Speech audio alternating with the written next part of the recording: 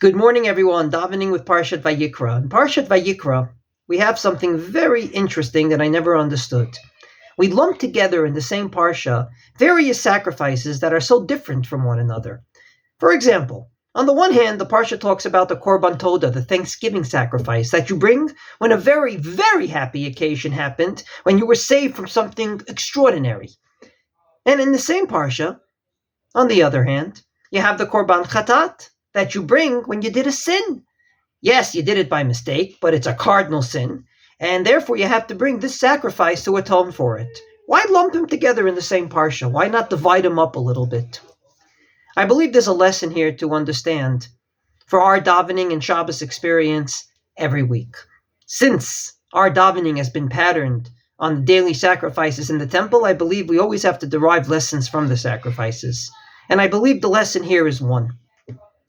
We dare not come to shul every week and think that the Shabbos this week is very the same as the one last week or the one next week.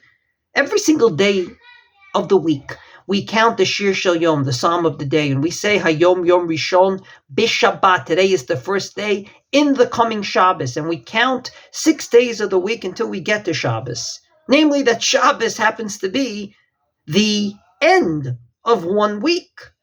And if so, what we went through this week from Sunday through Friday is totally different than what we went through last week.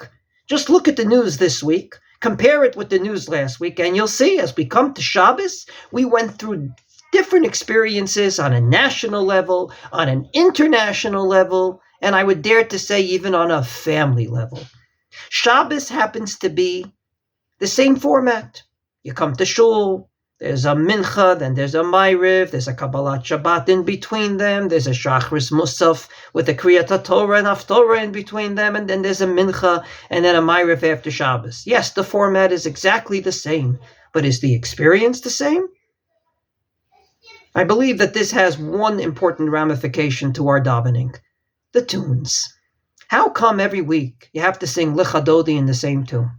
We went through different things. I believe that right now people's minds are already on to Pesach after we started the month of Nisan yesterday. So why not sing Pesach-oriented tunes?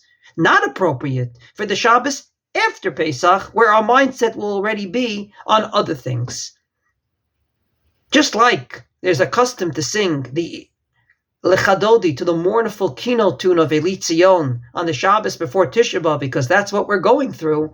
I believe that on other Shabboses of the year, the tunes should also reflect what the Jewish people went through leading up to that Shabbos.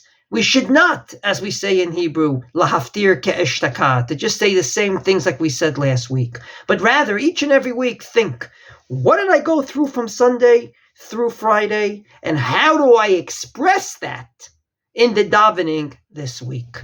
Wishing everyone a substantial Shabbat Shalom.